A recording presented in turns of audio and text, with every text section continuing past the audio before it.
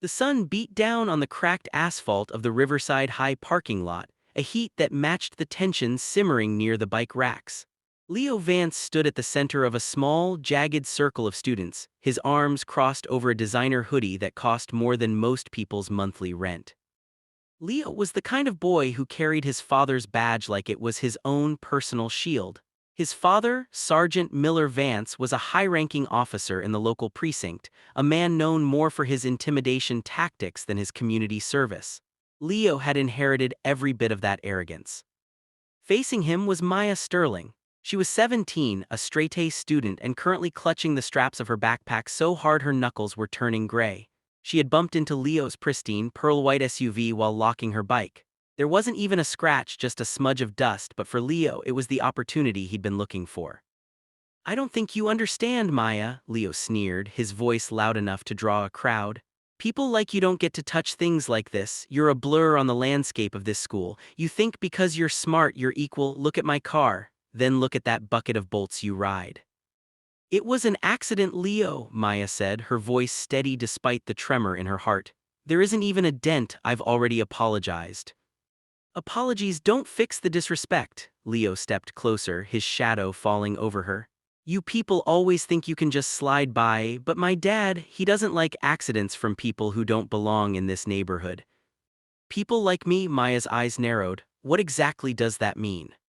Leo laughed, a harsh, ugly sound. "You know what it means. You're a guest here, Maya, a diversity hire for the zip code, and I'm tired of looking at you." He pulled out his phone, his thumb hovering over a contact labeled Dad. "I think we need a formal report. Vandalism, aggressive behavior, maybe even attempted theft. Let's see how your bright future looks with a record." "Leo, don't be ridiculous," whispered Sarah, one of Leo's hangers-on, looking uneasy as the racial undertones of his rant became impossible to ignore. "It's just a smudge." "Shut up, Sarah," Leo snapped. He hit the call button. "Hey, Dad, yeah, I'm at the school. I've got a situation. A girl, yeah, one of those, just tried to trash my car and got hostile when I called her out. I need you here. Teach her a lesson about how things work in Riverside." The 20 minutes it took for the patrol car to arrive felt like an eternity. A small crowd had gathered, some filming on their phones, others whispering in hushed, nervous tones. Maya didn't move, she didn't cry, she stood by her bike, her back straight, looking at the horizon. She had already sent a single text to her mother: "Parking lot, Leo Vance, police are coming." When the cruiser pulled up, the siren gave a short, authoritative chirp.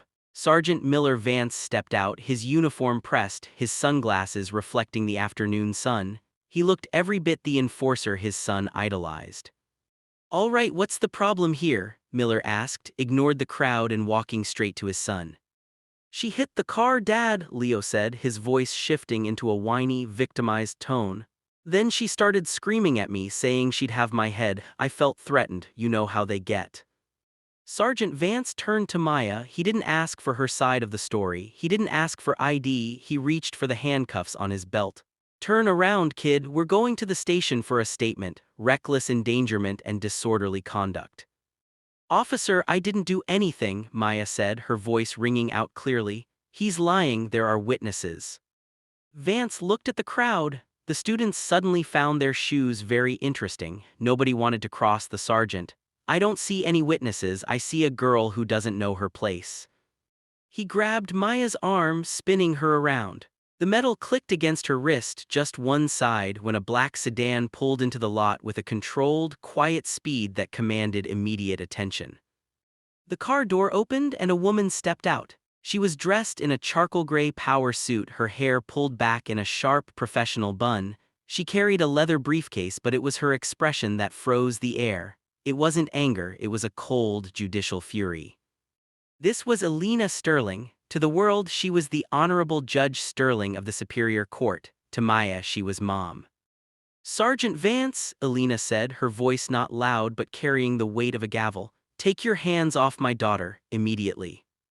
The sergeant froze. He recognized the voice. He recognized the face. He had stood in her courtroom more than a dozen times delivering testimony. He knew her reputation: fair, brilliant, and absolutely lethal toward any officer who skirted the law. Judge Sterling," Vance stammered, his hand dropping from Maya's arm as if it had been burned. I didn't realize this is your daughter.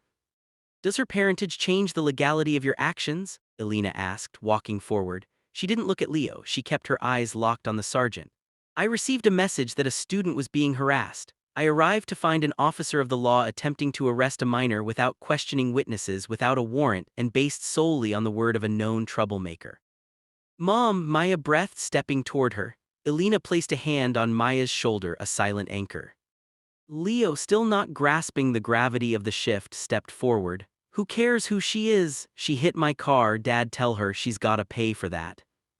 Elena finally turned her gaze to Leo. It was the look she gave defendants right before sentencing. Leo Vance, is it? I've seen your name on several school disciplinary reports that have crossed my desk during community oversight meetings. You claimed my daughter trashed your car. Elena walked over to the SUV. She looked at the smudge. She took a silk handkerchief from her pocket and wiped it away with one swipe. The damage is gone, Elena said. Now let's talk about the damage you've done to yourself today. Sergeant Vance was sweating now. He began to backpedal. Judge, look, there was a misunderstanding. Leo was upset. He's a protective kid. I thought there was a genuine threat. A genuine threat? Elena's voice dropped an octave. You arrived on a scene involving two minors. You bypassed every protocol of the department. You didn't take a single statement from the bystanders. You went straight for the cuffs. Why, Sergeant? Because your son used a specific set of dog whistles on the phone. No, ma'am, it wasn't like that. I heard the recording, Miller, Elena lied expertly, though she knew Maya's phone was likely recording in her pocket. And more importantly, I see these children with their phones out. I imagine there are at least 20 videos of this encounter already uploading to the cloud. She stepped closer to the sergeant, her voice a lethal whisper. You used your badge to bully a child to satisfy your son's bigotry. That isn't just a misunderstanding. That's a civil rights violation, a violation of departmental policy, and frankly, a pathetic display of parenting. Leo was turning a strange shade of gray. Dad, do something, you're the boss. Shut up, Leo, the sergeant hissed. He turned back to Elena, his hat now in his hand. Judge, please, let's talk about this privately. I'll make sure Leo apologizes. We can just let this go. Let it go, Elena smiled, but there was no warmth in it. That's what you say when a child breaks a window. This is a lesson in accountability. Maya, did he threaten you? Maya looked at Leo. The boy who had spent 3 years making her feel small, who had whispered slurs in the hallway, and who had finally tried to use the state to crush her. He told me I didn't belong here, Maya said clearly. He told me people like me are just blurs, and he told his dad to teach me a lesson. Elena nodded. Sergeant, you will release the cuffs now. The sergeant fumbled with the keys, his hands shaking. The click of the metal opening sounded like a gunshot in the silent parking lot. Now, Elena continued, I am going to file a formal complaint with Internal Affairs. I will also be contacting the district superintendent. As for you, Leo, I suggest you find a very good lawyer. Not because I'm a judge, but because you just attempted to file a false police report and used a public official to harass a classmate based on her race. There are several civil statutes regarding hate-motivated harassment that I think would apply here. I didn't mean it like that, Leo stammered, his bravado completely evaporated. He looked around at his peers. The same students who usually laughed at his jokes were now looking at him with a mixture of disgust and pity.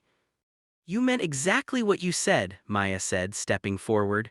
You thought the world was built to protect you and punish me. You thought your dad's badge was a weapon you could point at anyone you didn't like. But the law doesn't belong to you, Leo. It's supposed to belong to all of us. Sergeant Vance tried one last time. Judge Sterling, think about my career, 20 years on the force. You should have thought about your career before you put cuffs on an innocent girl to please a bully, Elena said firmly.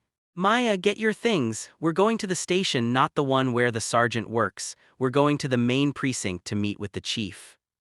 As the Sterling sedan pulled away, the parking lot remained frozen. Sergeant Vance stood by his cruiser, his face buried in his hands. Leo stood by his expensive car, looking smaller than he ever had in his life. He had wanted to show everyone his power, but instead he had shown them his emptiness. The fallout was swift. The videos went viral within hours. By the end of the week, Sergeant Vance was placed on administrative leave pending an investigation into his conduct. The school board, pressured by the evidence and the Sterling family's influence, issued a long-overdue suspension for Leo, followed by a mandatory sensitivity training program that he would have to complete before being allowed to graduate. But the real change happened at Riverside High. The unspoken rules that Leo had enforced through fear were shattered. 2 weeks later, Maya was sitting at a table in the library when a group of students approached her. They weren't the popular kids, nor were they the outcasts. They were just students who had watched the scene in the parking lot. "Hey Maya," one of them said, a boy named Marcus. "We just wanted to say thanks for standing your ground. A lot of us have been scared of Leo for a long time." Maya looked up and smiled. "You don't have to be scared of someone who only has power when the lights are off." That evening, Maya sat on the porch with her mother. The sun was setting, painting the sky in bruises of purple and gold. "Are you okay, Maya?" Elena asked, handing her daughter a glass of lemonade. "I am," Maya said. "I used to think that being the judge's daughter was just a label, but seeing you stand there, seeing the law actually work for someone like me, it changed how I see things." Elena nodded, looking out over their quiet street. "The law is just a tool, Maya. In the wrong hands, it's a hammer. In the right hands, it's a shield. I spent my whole life making sure I was the one holding the shield." Maya leaned back, watching the stars begin to poke through the twilight. Leo Vance had called his dad to arrest a girl he thought was beneath him. He had tried to use a system of power to silence a voice he didn't like. But he had forgotten one simple truth: justice isn't just about who has the badge, it's about who has the truth. And as the quiet of the night settled in, Maya realized that for the first time in her life she didn't feel like a blur at all. She felt seen, she felt heard, and most importantly, she felt equal.